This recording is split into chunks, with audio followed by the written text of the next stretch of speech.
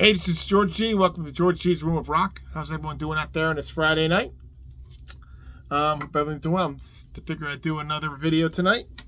And I also want to thank you because I'm almost up to 200 subscribers, which absolutely amazes me that people would actually watch this, that I'm doing this. I think it's great. I really appreciate all the comments. I'm getting really nice people commenting on everything, so I want to thank everyone for that.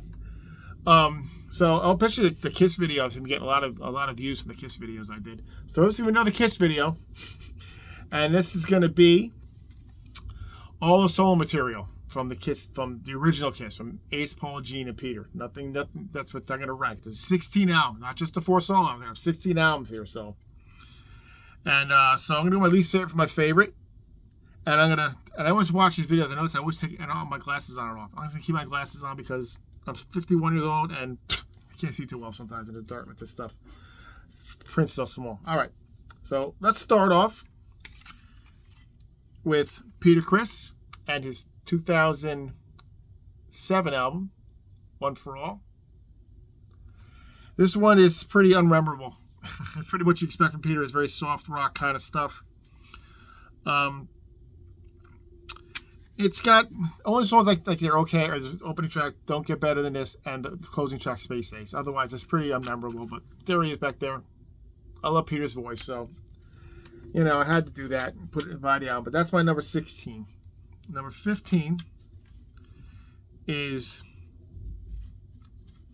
Peter Criss's 1983's "Let Me Rock You." It's kind of an old. It's kind of a I don't know if it's a bootleg, but it's got some songs from his first album, Out of Control, in this one. But I'm talking about "Let Me Rock You." So this one's not as good. I don't like it too much as his other one he did a couple years before this. But "Let It Go" is okay. "Tears," which is actually written by Vinnie Vincent. "Move On Over," "Some Kind of Hurricane" is pretty good. And "Feels Like Heaven," which is Gene Simmons' pen song. His song is a little more dirty than this one. Excuse me. So yeah, that's my number 15. It's okay, but nothing to light the world on fire. My number 12, number 14. I'm saying is 2000. Let's forget the year on this one. 2004. And that's Gene Simmons' "Asshole." Yes, Gene calls his album "Asshole," which is pretty damn funny. There he is there. This has got some good tracks, nothing great. "Sweet and Dirty Love" is good. "Firestarter" is good. "Weapons of Mass Destruction" is good. "Asshole" is a silly song. And "Black Tongue" I like. I think that's the one he wrote with Bob Dylan. But yeah, Gene does some weird stuff with his music. He just does what he does. He's Gene. That's what, he doesn't care. That's my number 14. 13 is 1994. Peter Criss again. Chris Cat.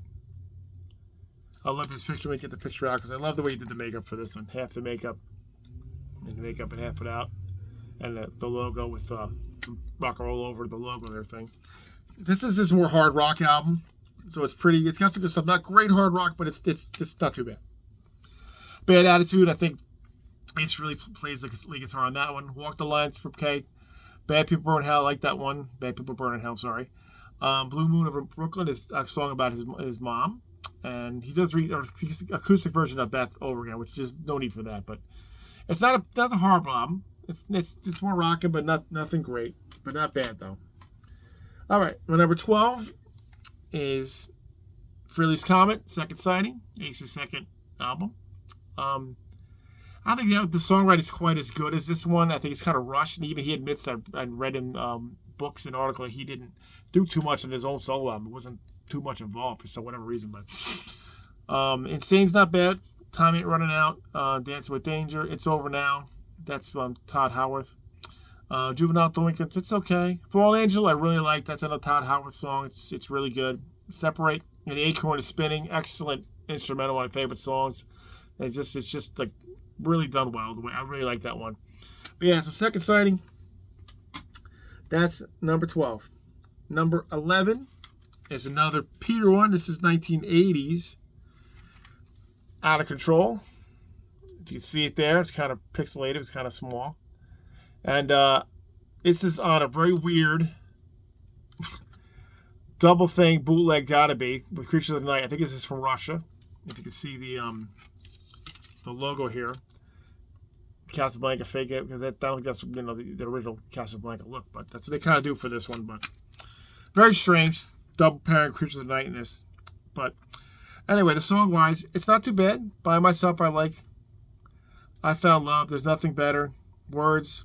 You Better Run. It's not bad. It's not great. If you don't like the first Peter Criss solo album, you didn't 78, you're not gonna like this one. But I don't mind it. It's not too bad. I listen to it. So yep, that's my number 11. My number 10 is 2014. Yeah, Ace's Space Invader. This was okay. It's good. It's kind of, I think he kind of rushed this one after the last one he put out before this one. But again, it's got some good stuff on it. Space Invader's good. Give Me a Feeling I like. Immortal Pleasures, Inside the Vortex. He does a remake. He does make a cover of The Joker by Steve Miller. Not necessary. And Starship's a good instrumental, but it's not bad. It's just not one of my favorite ones by Ace. I like the cover by Ken Kelly, who did Love Gun and Destroyer for Kiss. Kind of think that's cool. That's my number 10. My number 9 is number 78, the first one from 78, and that's Peter's album, which I talked about this in my albums people hate, but I like. And I'm sorry, but I like the album. Like I said, I'm Gonna Love You. It Matters to Me, Toss and Turn on the cover. That's the kind of Sugar Papa likes. Kiss the Girl Goodbye is a great little acoustic ballad. Hooked on Rock and Roll, I always like that one. And I Can't Stop the Rain is another good ballad on here. But yes, I like it. I know people slag on it, but I don't care. I like it. That's my opinion. My number 8 is 2000. Let me see what year this was. 18, and that's Ace's Spaceman. It's a little better. It's a lot shorter. It's only 9 songs. Instead of make it 15 songs, but they do way too many songs on these albums. Way too much. But anyway, I like it. Without You, I'm Nothing. Rockin' with the Boys. You Wish Was My Command. A couple songs are actually written by Gene Simmons. I think he plays bass on Without You, I'm Nothing. Bronx Boys is very good. I Want to Go Back is good. Quantum Flux is another instrumental. It's good. I like this one. So that's my one. That's my number 8. Number 7, 78, is Gene Simmons. 78 album. Love the cover. Love all those covers. Another experimental for Gene. Gene did a lot of songs. He wrote lots of stuff, and he just did whatever. This is what he wanted. This is what he did. Radioactive, always liked that one. Burning Up a Fever. See You Tonight. Tunnel of Love. True Confessions. Living in Sin, I like. Always Near, Nowhere to Hide, another good one. Man of a Thousand Faces, which is actually a song he wrote for Dress to Kill. They never used it. Mr. Make Believe, and of course Senior in Dreams, which was on Rock and Roll, which he remade. He didn't like the way it was done on Rock and Roll, which he remade it here. And of course When You Wish Upon a Star, which people make fun of, but you understand where Gene was coming from. He came from Israel, never spoke English, and he learned it, and it became what he became. He got his wishes came true. That's why he sang that song. And what I read from Sean Delaney, who produced this one, is that when Gene was singing the end of When You Wish Upon a Star, he was actually crying, and he wouldn't let him redo the vocal for it, which is pretty cool. But yeah, that's Gene's album. That's my number 7. My number 6 is 2010. Is Ace Frehley's Anomaly. I thought this one's really good. I really like it. Kind of harkens back to his first solo album in 78, the way it's kind of printed up and looks. And this one's, I just like this one. I always like this one. Foxy and Free, Outer Space, Pain in the Neck, Fox on the Run. The Sweet cover is done very good. Too Many Faces, Space Bear instrumental, I like that one. A Little Below the Angels is, I think his daughter sings on that. Background's good. Sister's really good. And Fractured Quantum, it's good. I like that. It's a solid album. Always like that one. That is my number 6. My number 5 is 2006's for Paul Stanley's Live to Win. It's what you expect from Paul. And at that time, yeah, he could still sing pretty good then. And it's got some good songs you could probably hear from Kiss that he would have done, like in that era. Live to Win. Wake Up Screaming. Bulletproof is really good. All About You. Loving You Without You Now. And Where Angels Dare. It's good. I mean, it was a good album. It was a solid album. Much better than the Gene one, in my opinion. And he did a good job with it. Paul's great. I always like Paul Stanley. He's Paul Stanley. It's good. That's my number 5. My number 4 is from 1989, and that's Ace Frehley's Trouble Walking. Really good album. Super solid, super great. Love this one too. Shot Full of Rock, Do Ya, great cover. 5-Car Stud, Hide Your Heart. On this, that's the Kiss. Believe me, I don't know why I covered Paul Stanley's song, but he did. It's okay.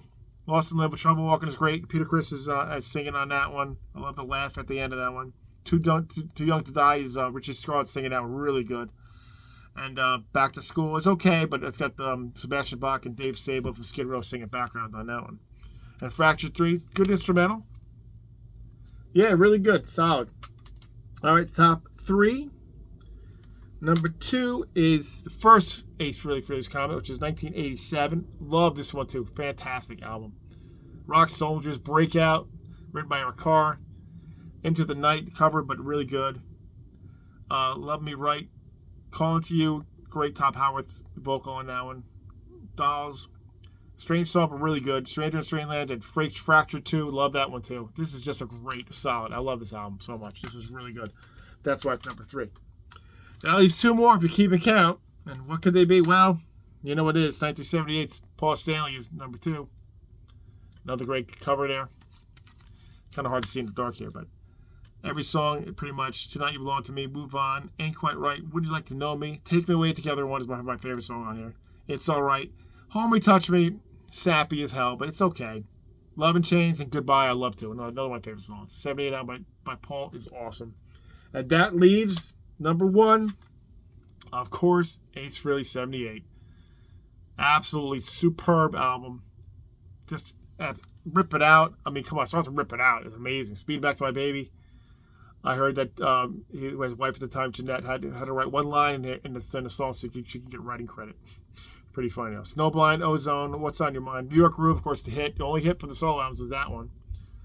Wiped Out and Fractured Mirror. Excellent, excellent instrumental. Ace really shines on this one. Probably never hasn't done a better album since this one. Obviously, this is number 1. But yeah, that's my top 16 of my favorite ones of the 16 solo albums from the bands. I have just a couple things just to talk just real quick for the little, I guess, an honorable mention, but what I want to talk about is real quick is Frehley's Comet Live +1. Really good, very short, like 5 songs, and 4 of them are live. It does Rip It Out, Break Out, Something Move, Rocket Ride, and then it does Words Are Not Enough, which is a studio track. But I always like this one. That's one honorable mention. And the other 3 are from ex-members that are not the original, but I want to go at least to 3 of them that are really good. And, of course, Vinnie Vincent Invasion. Love the Vinnie Vincent first album. So over-the-top crazy. Some people think it's too much guitar, but I always love this one, too. And that's one honorable mention. One was really good I didn't expect I'd like so much was Bruce Kulick's BK3. Another really good, solid album. Gene sings a song on this one. So does Gene's son, Nicholas. He sings on this song, too. And Nick sounds like a young Gene Simmons when he sings, so it's really pretty cool. It's really good album, too. That's one another album mentioned. Another one is this one, which is Eric Carr, the late great Eric Carr, Rockology, which is just like songs he worked on. Most of them are his demos with scat singing, but Eyes of Love and Somebody's Waiting, those have actual lyrics on them. But it's good. I mean, I love Eric Carr, I love his drumming, and it's really, really good. There's from the Animalized tour there in the picture. But yeah, that is it. Take the glasses off. We're done with the ranking. And that's it there. Hope someone enjoyed this little solo album Kiss stuff. Anyway, that's it. So everyone have a really good night and a good weekend. And if you like what you see, please like and subscribe, and we will see you next time.